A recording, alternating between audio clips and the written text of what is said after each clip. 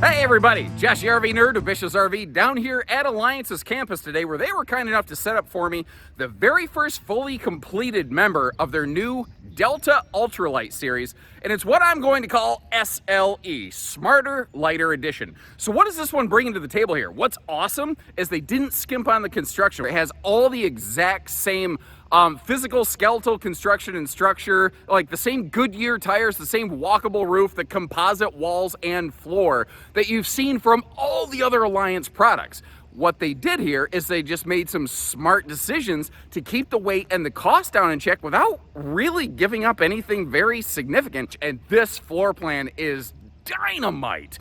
But this 234 RK knocks it out of the park in a couple key details, like the fact that it has the taller ceiling, again, the composite walls and floor, Goodyear tires, the underbelly's enclosed, forced air heated, radiant barrier, holding tank heaters standard on this still. It has monstrous countertop space, fantastic storage, and a true queen bed, which I really like, not to mention the fact that where this one really kind of stands out to me is that triple seat recliner in the living room. One, expanding the living space a little bit, and two, just giving you more space to stretch out that I've not seen nearly anybody else with this floor plan make. Now, it's got a couple things that might make you go, I'm going to describe how this series, the Ultralite, is different from the Delta proper, and give you the good, bad, ugly with everything in between. And if you appreciate how we do that, hit that subscribe button, like our video, and as we go, let me know where you think they nailed it and where you think they could improve a little further. Now, as we begin, I can't remember what all I've said because I get excited sometimes and I get ahead of myself. I think I might have stated that this has a taller 6'9" ceiling height. If I did, I apologize. That is not correct. This is a more industry standard 6.5 foot interior. That's one of the very few differences between this and the full Delta proper. Again, one of the goals behind this was to save a little bit of weight on the product there. But the general structure, the materials, all of that's exactly the same. So if I got that wrong, my apologies. I got ahead of myself right there.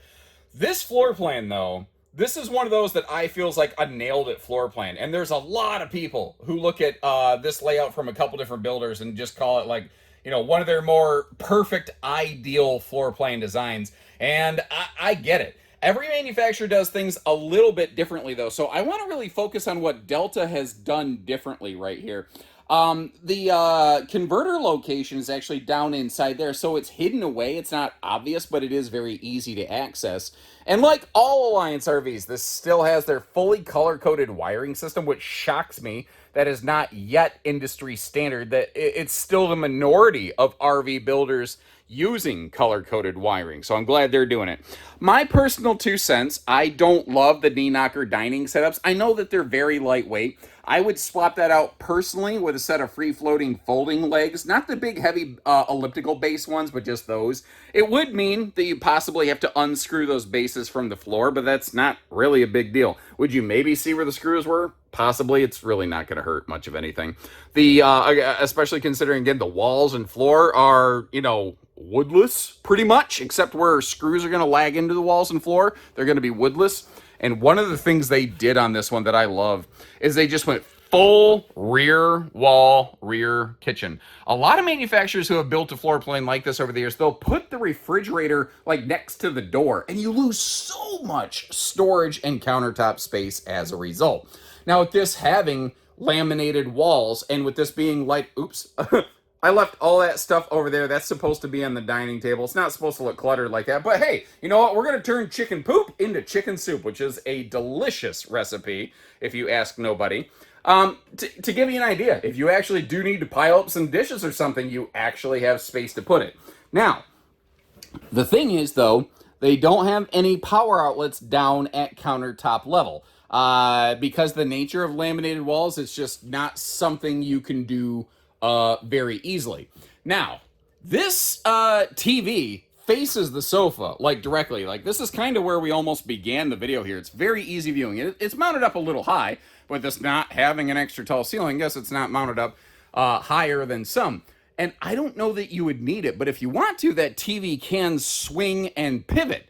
And Speaking of swinging, 5, 6, a 1, 2, 7, 8. Bushel and a pack and a hug around the neck at Alliance Camper Rallies. Campers rockin', don't come a knockin' at Alliance Camper Rallies. Ooh, ooh, ooh. I know it's really weird my music career never took off, right? It's a good thing this whole YouTube thing panned out.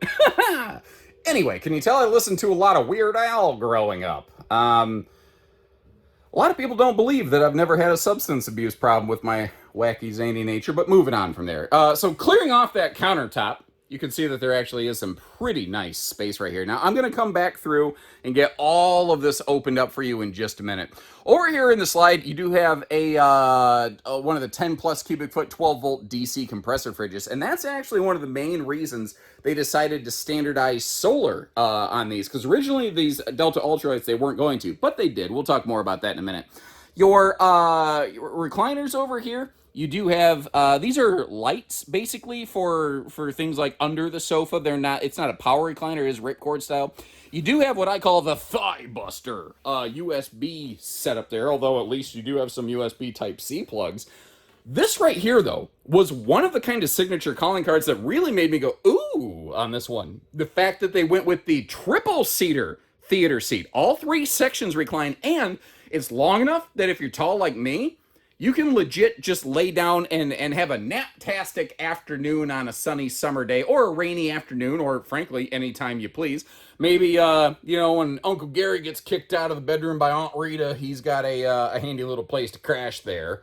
It is what it is. I also like the light switch built right into the slide box for the lights above it. Little details like that are awesome to me. You may have also noticed what's missing. No floor vents and no carpet. And a lot of people are not upset that those things are missing. They did a very nice job of almost completely masking that carpetless floor flush slide right over there. But I said we'd get back to everything, crack everything open, give you a look around. Let's actually begin up here at the entertainment system. As I mentioned before, that TV can twist, shout, and pivot around a little bit. But what I love on this one is that pantry. Because by extending the sofa and the slide, they had to take the pantry out. So they moved the pantry. But because it was so flippin' deep, they made the storage come to you like a motorhome. And I love that. I love it whenever the storage slides to you and you don't have to go armpit deep like you're giving an elephant an enema, which is, for some reason, what that always reminds me of. Now, you may have noticed the black, it looks like glass inserts on the cabinet doors, and it makes you feel like maybe people could see inside what's in the cabinets, which a lot of people don't like. The good news is that's a heavy-duty black plexi. You can't see through it. It just looks like black see-through glass, but you can't see through the stuff. So if your cabinets are in disarray, you don't got to look at it, and the neighbors don't judge you if they come over for cards or the Alliance Camper Rally or whatever. You know what I mean? I don't know your life. I just know that they're not going to get to see your dishes. We're going to talk more about air conditioners outside, but this is standard with a single 15,000 BTU air conditioner. That's a Furrion right now. It'll be a Coleman Mach Air when this goes into production. It's one of the very few prototype-y kind of things. The sliding bathroom door here, it is a true pocket door inside the wall, which means it's not a peekaboo, I smell you kind of door. And manufacturers are really getting better at these walk-through bathrooms. Now, some people don't like a walk-through bath, and I respect that. That's okay. I'm not trying to change your mind. The benefit of a walk-through bathroom, though, is that it gives you a bigger bathroom with more storage in less length and weight on the RV. Now, looking down below that sink, they did a great job of giving us wastebasket space in there, but also having, like, dedicated drawers and double medicine cabinet up here. I think they really nailed this one. And I'm not usually a fan of open face storage, but that is small enough and thin enough that if you roll towels up burrito style, they're going to sit in there just fine. So they've got linen, lipitorage storage, trash can space, and drawers for all of your whatever else you have kind of things. You know what I mean? So I'm liking this bathroom. One thing you may not love is that it is just more the conventional 4-inch fart fan, but that is pretty common here in this size and class. The good news, that's also not really hard to upgrade, albeit for a couple bucks aftermarket or at one of our stores, you could do that pretty easily. Now, this is where I realized, oh crap, this is not an extra tall camper, because I was expecting to be able to stand in that shower and have extra headroom over me, and then I realized my head absolutely had to be in that skylight. I'm a little bit over 6 foot tall. When I stood in there, if it was 6'9", my head is not in the skylight. If it's only 6.5 foot sidewalls, my head is in the skylight. So that's where I discovered, and I hope you appreciate, I'm not trying to be, funny, doing my toilet selfie champion routine over here. If you're a person of size and stature, I'm kind of putting my chubby chicken nugget dad bod on the line here and sacrificing a little bit of my personal pride and integrity to show you kind of what the rough sizing plays out to be in here. That's why I'm doing it. Now, both entry doors have full viewing windows. Both entry doors lack privacy shades. Now, I get why they're doing it here in the bedroom. Because of the location of the awning arm goes right on that blank section of the wall right there, so they couldn't put a window. So they put the door here to give you a window, but with no shade, it feels like it's lacking a little bit of privacy. Now, the good news is that is like a $40 solution that requires no tech to install. It literally just pushes and clicks in place. Any owner can do that. But if privacy is a concern for you, you might have to do that. The door will also help with travel access. I was also very pleased to see that they stuck with a 60 by 80 True Queen bed. They didn't go with a Shorty McShort Pants Camp Queen variety here when they went to the ultralight size and segment. I also really love that they still maintained household and USB outlets right on both sides of the bed. Another thing that I like is you see how there's 3 black things over on the right side by the headboard? One of those is the light switches for the the reading lights right here. So you don't have to go around the whole bedroom and clickety-clack all the lights off and on or anything like that. It's just simpler, easier, a little more direct and user-friendly. Cracking open the bedroom storage here, first of all, I want to give them credit. Whether it's the overhead cabinet doors in the bedroom or the bed itself, they gave it easy lift gas struts or some variety of struts to make sure that everything stays open the way that you want it. The side hanging wardrobe closets, each of those can either be bonus dresser space, or you can remove the shelf and use them as hanging storage, or you can do one versus the other. However you want to do it, they give you the choice, they give you the option of doing that. What I haven't done is close the slide for road mode on this floor plan, but the thing is I'm eyeballing that slide out, and I think that might actually be a little more of a shallow slide, and I'm wondering if we're going to be able to get through this thing. Oh, snap! This might work out better. Okay, so first of all, this is a floor flush rack and pinion slide. It's a 24-inch deep slide box, not a 36-inch deep slide box, which means you still have a little bit of room depending on your personal size and stature. You might be able to slide through here and get up to the bedroom. Now, as I have mentioned, I've got a pretty healthy chicken nugget dad bod right now with some extra weight that I've been carrying for far, far too long.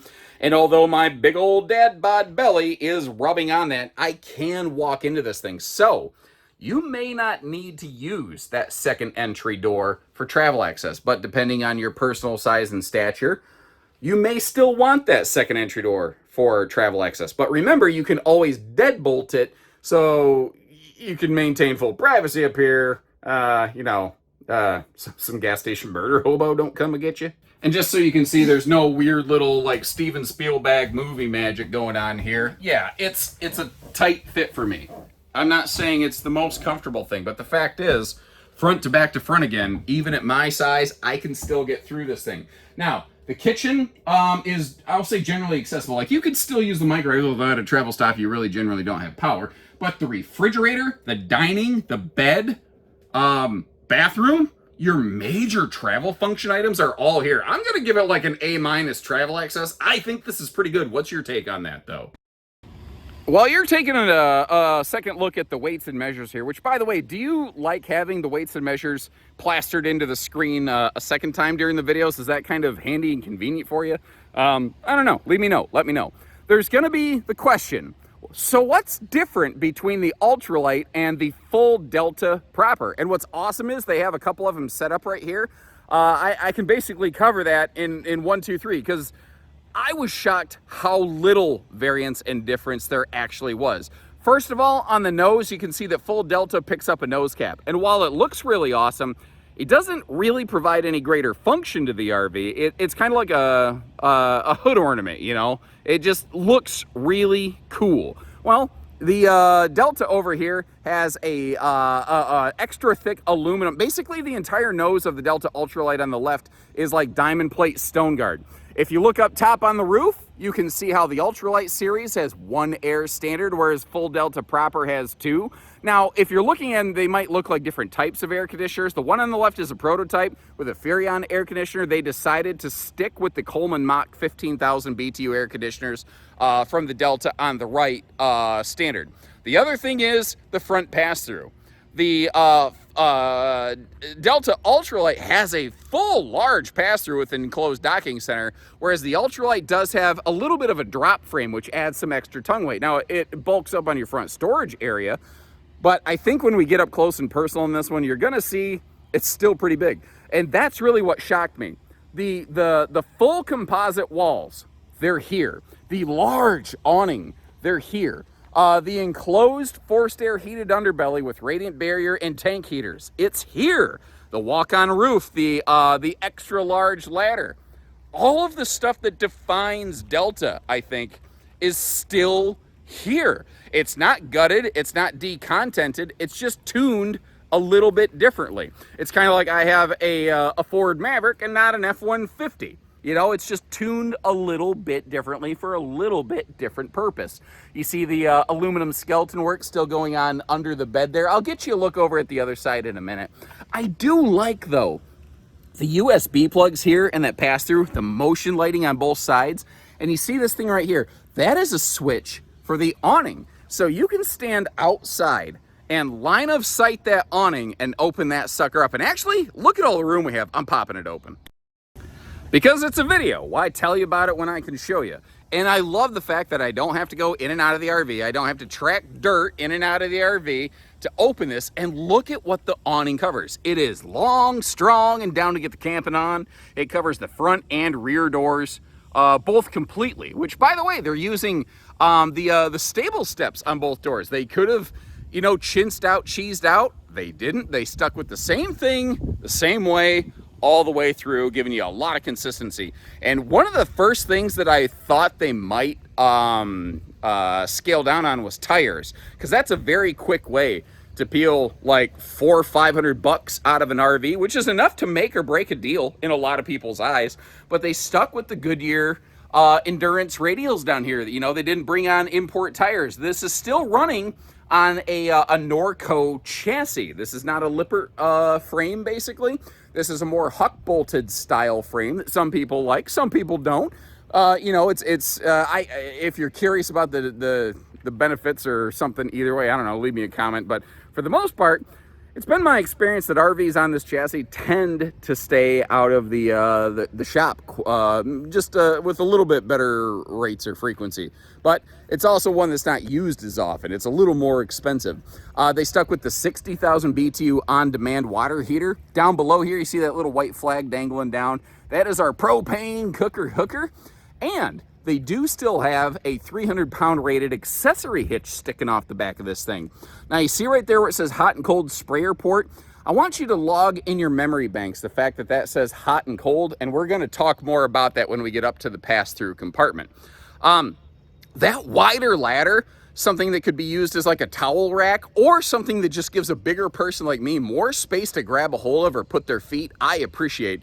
They have also, you can see it just sticking up over the roof line. Based on your feedback and input, they added an extra grab handle onto the roof just to make it a little sturdier, a little more stable when you're climbing up and down that thing.